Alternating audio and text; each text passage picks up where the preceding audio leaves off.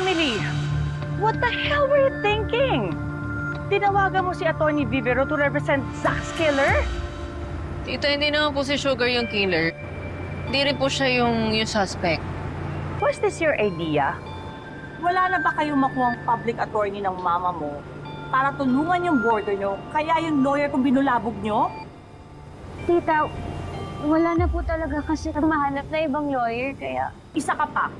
Law student ka pa naman, gamitin mo yung utak mo. Ma, stop it!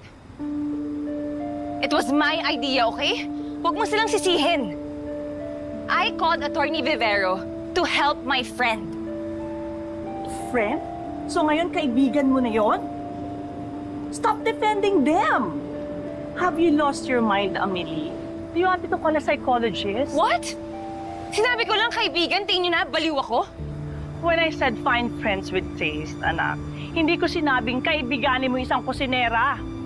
A murderous kusinera. Eh kung ikaw yung sunod nun, She's not a killer, Ma. And we believe her. I believe her. you don't know that woman. Hindi mo alam kung sang lupalop siya nang galing, sinong magulang niya, and who names their daughter Sugar after a baking ingredient? Really? Anong pangalan ng kapatid niya? Salt? Pepper? You're being ridiculous, Ma. What's that saying again? Tell me who your friends are and I'll tell you who you are.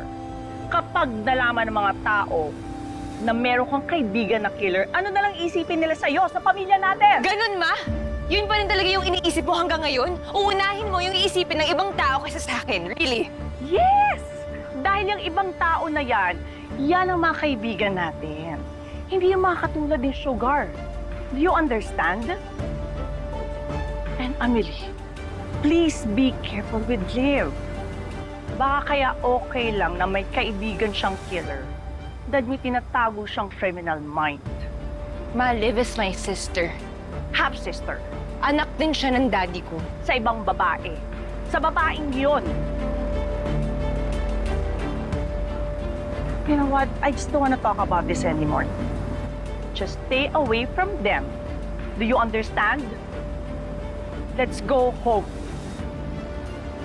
Hindi na, Ma. Mauna ka na. I'll stay here. I'll just follow. I promise.